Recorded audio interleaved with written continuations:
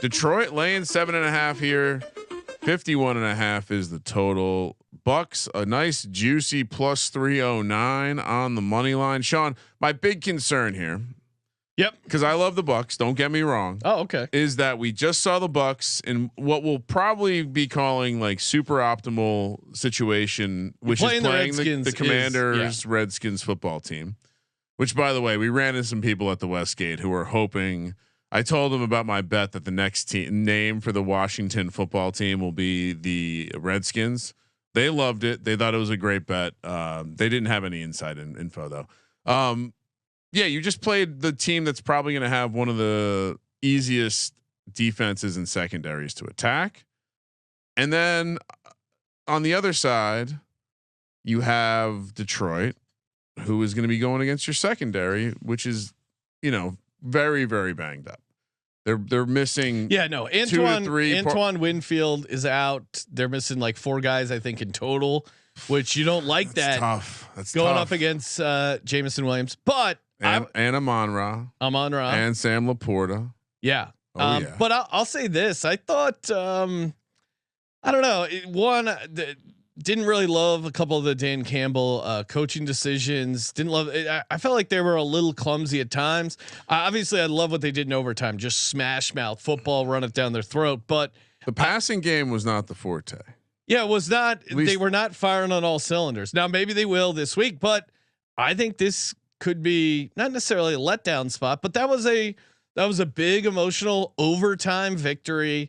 It might be a little tough to get up for this game. I think the Bucks offense is going to be able to throw the football on the Lions. Todd Bowles has been pretty good as an underdog, 6-7 straight up with Mayfield. They're good at exceeding expectations. Stafford put up 300 against this Lions team, and that was out without Puka Nacua. I think Mike Evans, Chris Godwin, Jalen McMillan, I think they're going to be able to move the ball against this Lions team, put them in some tough spots, and I think they might be able to get a little revenge. I think they're going to be in trouble. I think they're going to have a hard time loading the box because of the back end is going to be so thin. I mean, they're the street for anytime guys signed off the street are going to play for you. That's a bad sign.